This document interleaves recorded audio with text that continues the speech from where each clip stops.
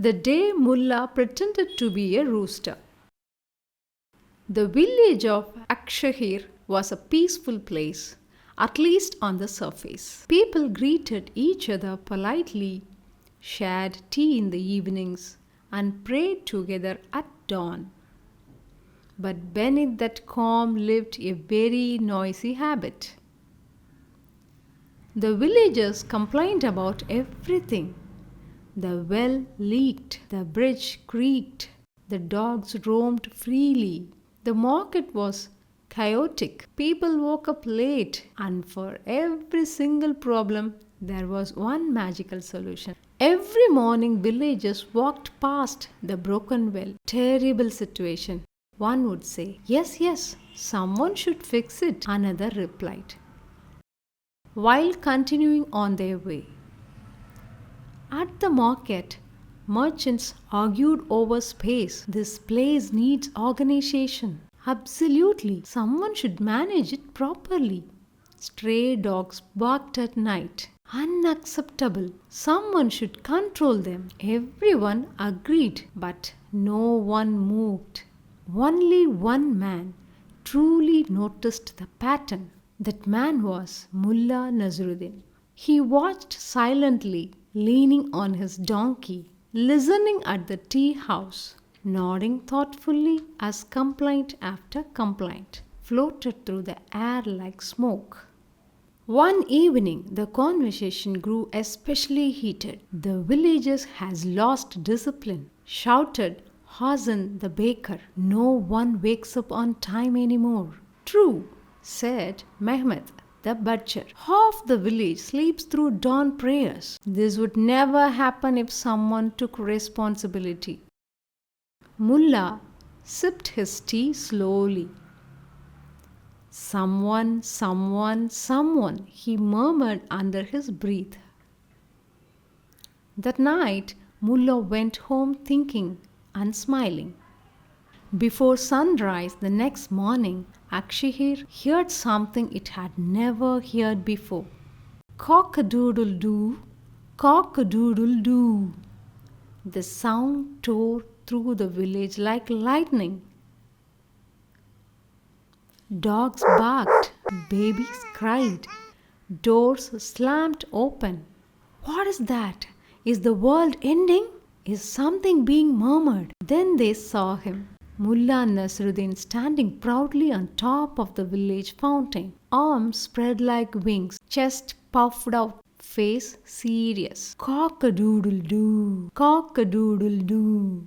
"Nasruddin!" Hasan shouted. "Have you completely lost your senses?" Mullah looked down calmly. "I am being a rooster." "What? A rooster?" Mullah repeated, then crowed again. "But why?" demanded Mehmet. "Because rooster wake people up," Mullah replied. "And someone needs to wake this village." "We already have roosters," someone yelled. Mullah tilted his head. "Do we? Then where were they yesterday? Or the day before that? Or the week before?" The villagers exchanged glances. "You said someone should wake people up?" Mullah continued. "I became that someone." And with that, he crowed louder than ever. For 3 mornings, Mullah crowed. At dawn, at sunrise, with full dedication. By the 3rd day, the village was exhausted. A delegation marched to Mullah's house before dawn. Mullah said the elder firmly, "This must stop." "Wonderful," Mullah smiled. "You are awake early? Progress already?" "You are disturbing everyone." "Yes," Mullah nodded happily. "That's exactly what you asked for." "We mean it." Metaphorically, someone protested. Mullah frowned. "Metaphors don't wake people up." That afternoon, the entire village gathered. Mulla, the elder announced, "You have made your point." "What point?" Mulla asked innocently. "I am just doing what you asked." "You were not supposed to be someone," Mehmet blurted out. Mulla's eye lit up. "Ha, so when you say someone should, you mean someone else should?" Silence. "How many of you said someone should do something recently?" Mulla asked. Hands rose everywhere. "How many of you actually did something?" Not one hand remained raised. Mulla nodded slowly. "You are all roosters who refuse to crow." "You see the dawn coming," Mulla said. "You know what needs to be done, but you wait for permission, for authority, for someone else." He pointed gently. "That someone is you." One by one, the villagers spoke. "I could have fixed the bridge," said Rashid. "I could have organized the well," admitted Fatima. "I should have improved teaching," whispered the school teacher. Mulla smiled. "Here is the rule," Mulla said.